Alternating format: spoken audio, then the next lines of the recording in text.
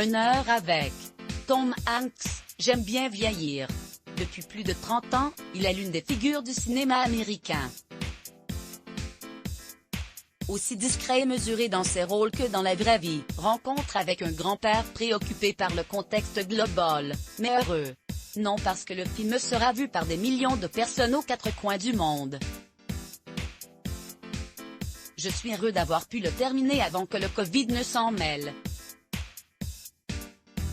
J'ai eu la chance qu'un de mes fils travaille sur ce film. Nous vivions ensemble et entre 2 prises, nous nous parlions beaucoup et rien que ça, voyez-vous, c'est de l'or en barre. Ce que je déplore, c'est qu'il y ait des esprits qui ne croient pas en l'efficacité des vaccins pour arrêter cette terrible pandémie.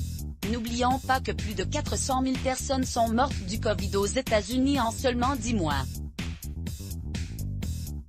Je ne comprends pas comment on peut occulter ce chiffre. Évidemment, je ferai ce que j'estime être un devoir. Des raisons de m'arracher les cheveux, j'en ai eu pas mal avec l'administration Trump. Moi, je crois aux mathématiques, aux lois de la physique et à la science, pas à un grand complot. J'ai retiré toutes les applications info de mon iPhone. Je n'en pouvais plus de recevoir des notifications à tout va. J'avais le sentiment qu'il y avait une espèce de surenchère au scoop.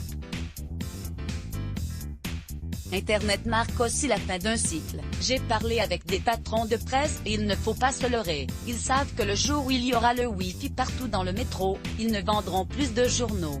Je constate que les gens ne parlent plus désormais que via leur ordinateur. La technologie avance trop vite à mon goût.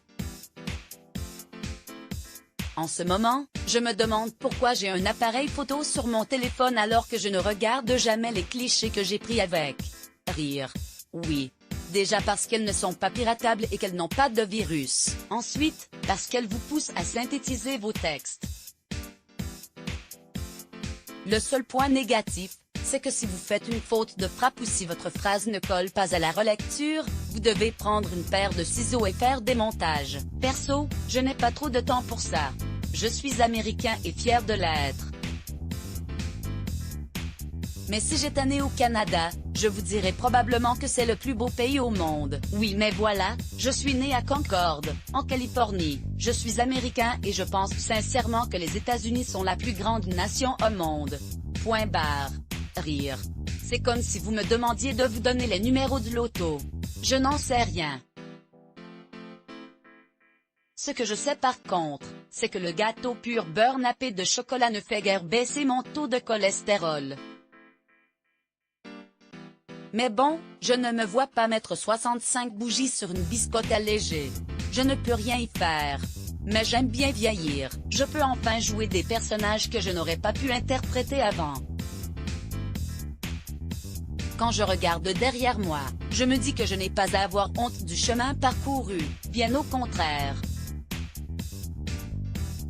Quoique, quand je me revois dans la série La Croisière s'amuse, je me dis surtout que je ne pouvais que progresser. Rire. Ça ne veut rien dire, ça. Vous savez où trônent mes Oscars? Sur une étagère au milieu des trophées de foot et de natation de mes enfants. Et puis ça signifie quoi être puissant? Je suis tout simplement un type ordinaire qui vit des aventures extraordinaires par procuration, et qu'on paye cher pour ça. Déjà, c'est de choisir la bonne personne. Ça, c'est la base. Ensuite, il faut être suffisamment intelligent pour qu'elle ne se barre pas avec un autre. Et ça, voyez-vous, c'est un sacré challenge qui passe par l'amour, la complicité, le respect et la confiance mutuelle. Et ce, que vous soyez acteur à Hollywood ou banquier à Oklahoma City. Moi, franchement, je ne me trouve pas terrible. Pour preuve, lorsque j'entre dans une pièce, en général, personne ne s'évanouit. En effet, je suis grand-père, j'ai une femme et des gamins fabuleux. Mais je dois aussi contrôler mon taux de glycémie et je fais en sorte que mes genoux ne se disloquent pas. À la fin de la journée, je constate quoi? Que je suis toujours là. Cela me donne le sourire et ça permet de relativiser. Je suis capable de payer l'école des enfants, mon loyer, mes impôts, les réparations de ma voiture et accessoirement des cadeaux pour ma femme et mes enfants. 19 juillet 1956, Tom Jeffrey Hanks se voit le jour en Californie. Il étudie le théâtre et annonce rapidement vouloir devenir acteur de cinéma. 2.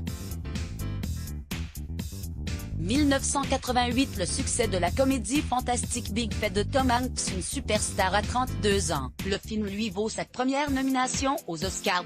3. 1994, grâce au film Philadelphia dans lequel il incarne un jeune séropositif, Tom obtient son premier Oscar et devient une figure respectée d'Hollywood. 4. 2021, il tourne dans La Mission, son premier western en 40 ans de carrière. Le film, diffusé sur Netflix, fait office de favori aux prochains Oscars. Franck Rousseau, notre correspondante aux États-Unis.